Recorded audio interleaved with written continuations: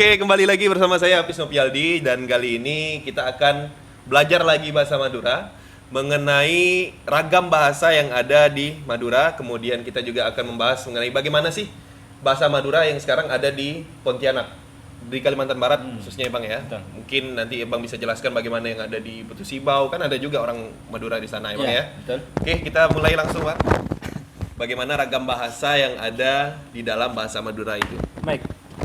Secara umum Madura tuh punya banyak kosakata dan karena masing-masing di Pulau Madura sana masing-masing daerah punya kosakatanya sendiri-sendiri. Contoh begini.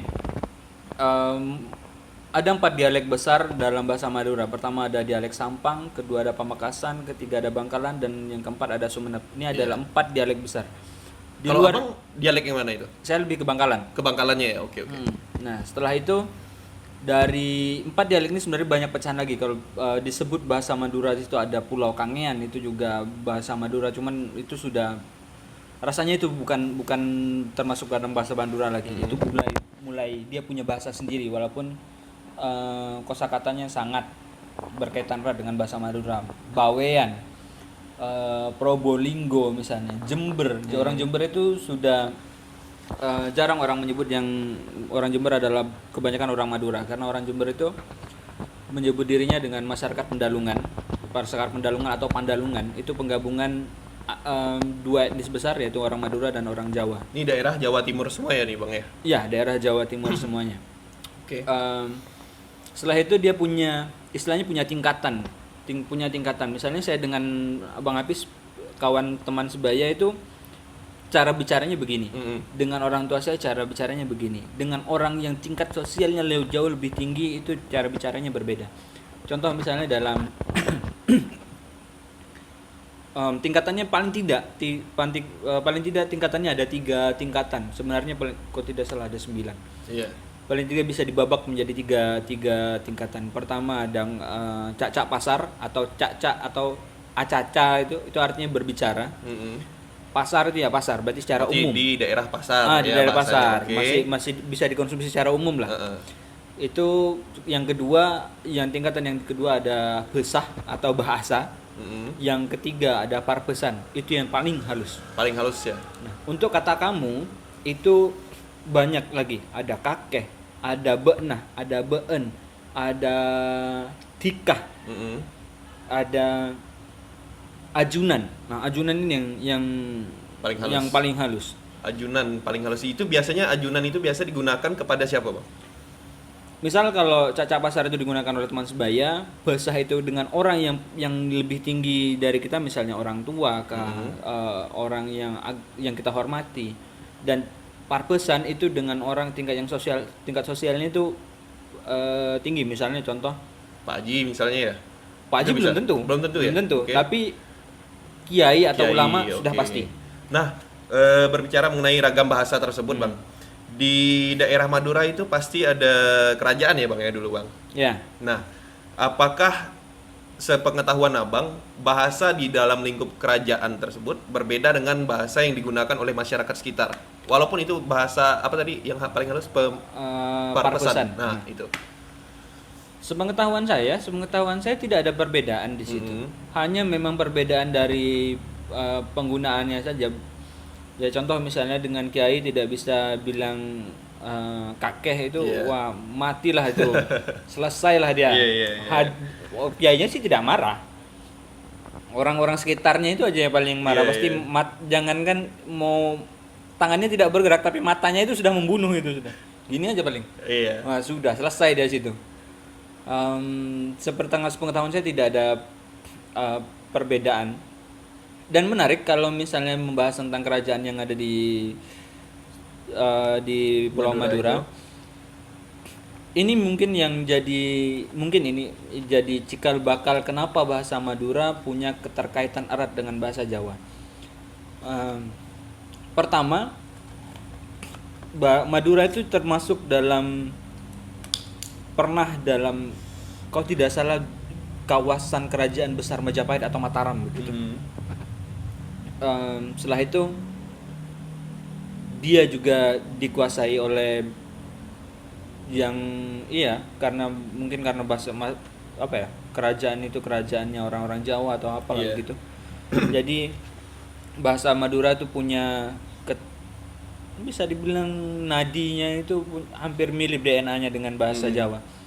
Bahasa Jawa juga ada namanya kromo, ngoko, kromo, dan kromo inggil yang secara umum itu 3, sebenarnya bisa dibabak menjadi 9, bisa dibagi menjadi 9. Tapi yang umumnya itu ya 3 Yang itu umumnya ya, Bang, 3. Dan eh, aksaranya pun sama, hanya perbedaan pengucapan saja, pelafalannya saja.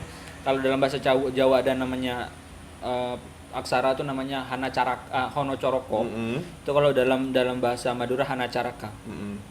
Itu hono coroko doto sowolo itu. Nah, itu kalau dalam bahasa Madura hana caraka data sowala. Teksnya sama. Sama semuanya, Bang. Sama. Itu yang bahasa ini yang kita sebut lihat di mungkin kalau pernah jalan-jalan di daerah Jogja, itu nama-nama jalan di Jogja kan ada yang tulisan-tulisan Sanskerta gitu. Iya. Nah, begitulah anunya, aksaranya, Berarti dari bentuk aksara itu sama kecuali penyebutannya ya yang berbeda ya, Bang, ya? pelafalannya. Pelafalannya yang berbeda. Bahkan Oke. beberapa kosakata dalam bahasa Jawa dan bahasa Madura itu sama. Contoh misalnya hanya pelafalannya saja yang berbeda. Contoh misalnya untuk penyebutan 21. 21 itu bukan dupolotung. Kemudian? Banyak itu yang pakai dupolotung tapi itu salah. Tapi sebetulnya adalah bahasanya selikur kalau bahasa Jawa. Selikur. Bahasa Jawa selikur, tapi dalam bahasa Madura selekor. Selekor. Kalau bahasa Jawa untuk 25 itu selawe, dalam bahasa Madura itu segemi. Segemi. Sekemi. Nah, itu memang berbeda jauh, agak Bang, ya? berbeda. Nah, tapi kalau 60 Mm-mm. Swida dalam bahasa Jawa, tapi dalam bahasa Madura sebitek. Sebitet. Oh, itu berarti memang benar-benar jauh selisih pelafalannya ya, Bang, ya. Kemudian dari bahasa tersebut, Bang, kira-kira yang umum digunakan di lingkungan kita gitu, Bang, misalnya kita ketemu orang gitu, walaupun beda selisihnya 4 tahun, 5 tahun, apakah dia tetap menggunakan bahasa yang paling rendah tersebut, Bang? Apa tadi? Cak-cak pasar ya? Cak-cak pasar. Ya.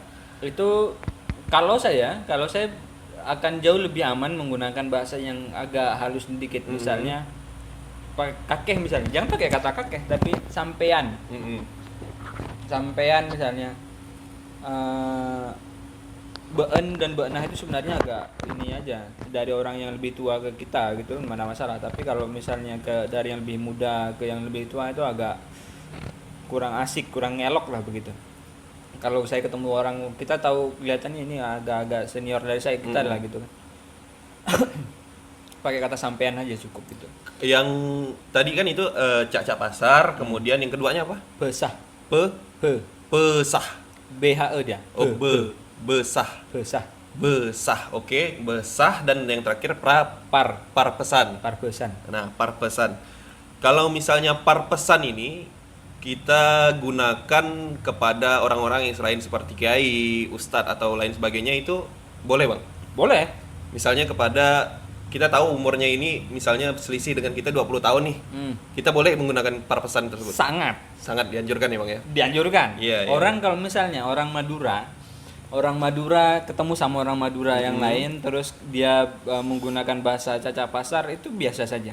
Tapi kalau menggunakan bahasa parpesan, orang yang mendengarnya, kita sebagai lawan bicara yang mendengar lawan bicara kita menggunakan kata parpesan gitu. Misalnya saya ketemu kawan saya di jalan, terus kawan saya itu udah lama nggak ketemu saya, mungkin dia sudah belajar bahasa parpesan itu sangat dalam gitu dan menggunakan itu hari-hari. Saya akan berpikir bahwa dia adalah orang yang bermartabat. Bermartabat ya, Bang, ya. Betul. Pokoknya untuk orang-orang yang berwibawa lah, seperti itu ya. Berwibawa, dia akan jauh lebih terdengar sangat sopan. Contoh misalnya kata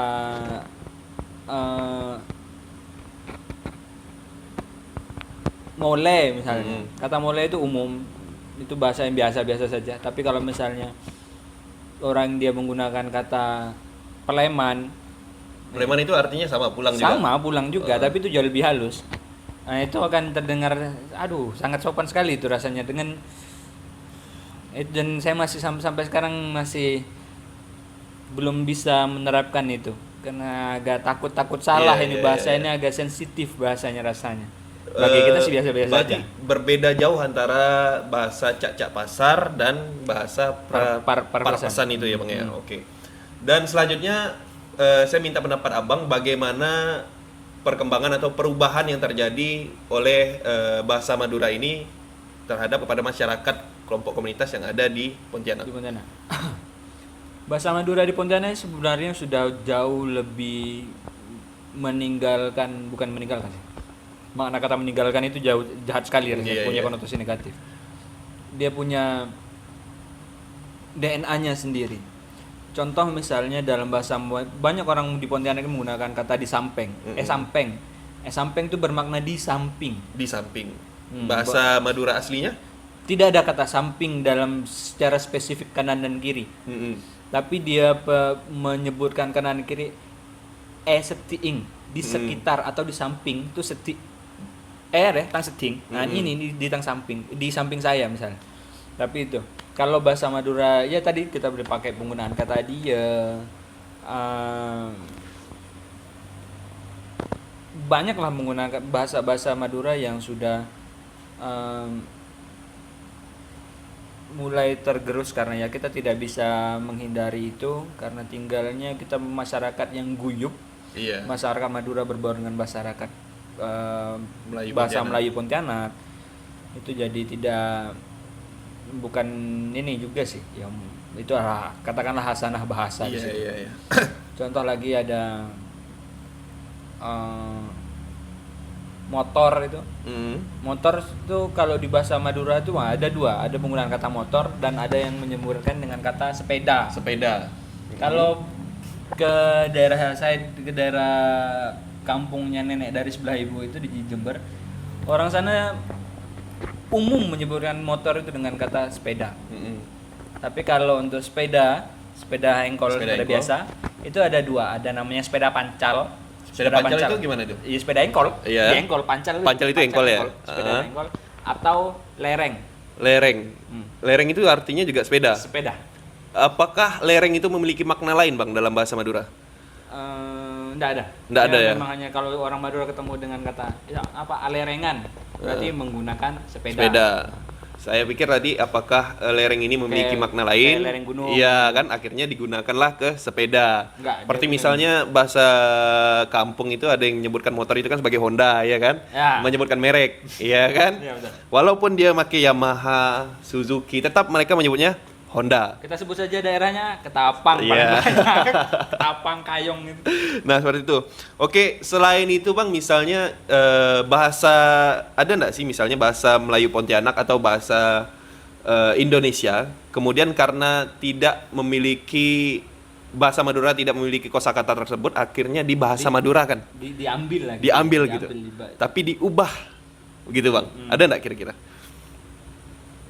Apa ya? Dari segi bunyinya diubah, kemudian dari segi tulisannya juga diubah oleh pengguna bahasa Madura. Saya tidak tahu kalau misalnya ini kosakata ini dalam bahasa Madura ada tidak, tapi kebanyakan kosakata yang ada dalam bahasa Madura sudah digantikan dan dimadurakan dengan bahasa Indonesia yang dimadurakan. Contoh misalnya kata mangkok.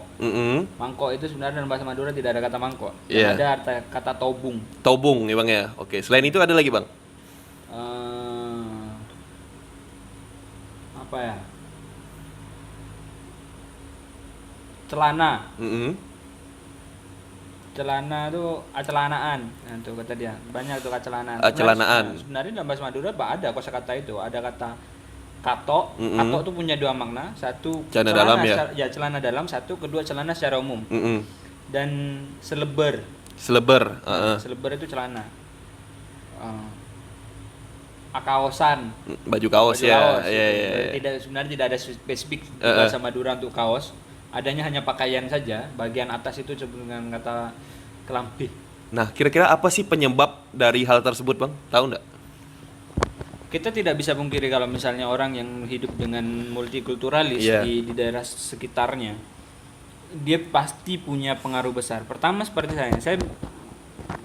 saya menguasai, saya tidak bisa bilang menguasai sih. Saya bisa bahasa Sambas, saya bisa bahasa Jawa, saya bisa bahasa Madura, saya bisa bahasa Melayu ketapang. Iya. Karena saya hidup dengan orang-orang dengan penutur bahasa-bahasa itu gitu. Mm-mm. Sedikit banyak itu punya pengaruh. Itu masuk terus-terusan. Bahkan saya sedikit kesulitan kadang menggunakan bahasa Madura karena saya lebih banyak bergaul dengan misalnya dengan orang-orang Orang bahasa Melayu Melayu gitu ya. Pontianak, Melayu Oke, Sambas, oke, bahasa oke. Jawa.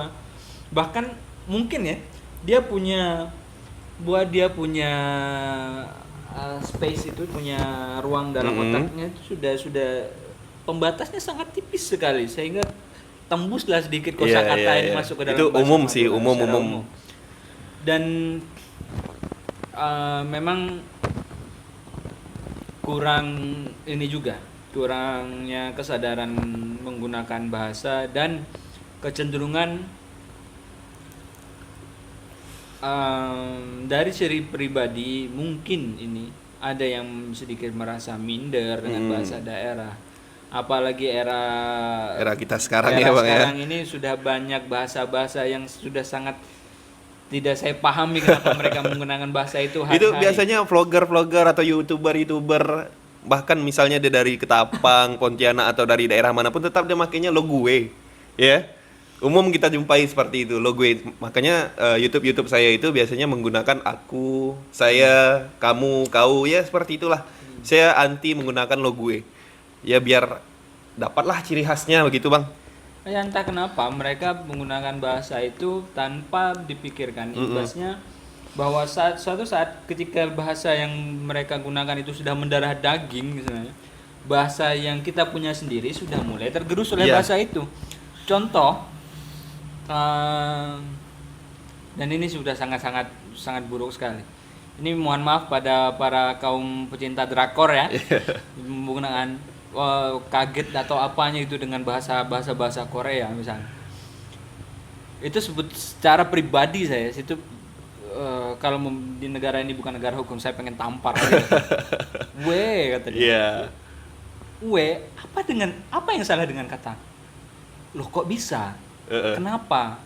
Kok bisa sih begitu? Iya, Apa iya. harus kenapa we? Karena memang tidak dapat kita pungkiri bahwa bahasa Korea itu sudah mendarah daging bagi pecinta drakor sekarang ya, Bang ya. Begitu. Kadang Ya. orang nyebut I love you aja itu sarangeo gini ya. Ya. Kemudian manggil abang aja biasa itu pakai opa. Opa. Opa, ya Allah kata saya. Itu pengen ya itu tadi rasanya untungnya negara ini Iya. adalah negara hukum. Bagi saya pribadi saya sangat tidak suka dengan bahasa itu. Lebih baiklah kita menggunakan bahasa sendiri, Bang ya. Hmm. Oke, kita akhiri, kita lanjut lagi dari bagian selanjutnya.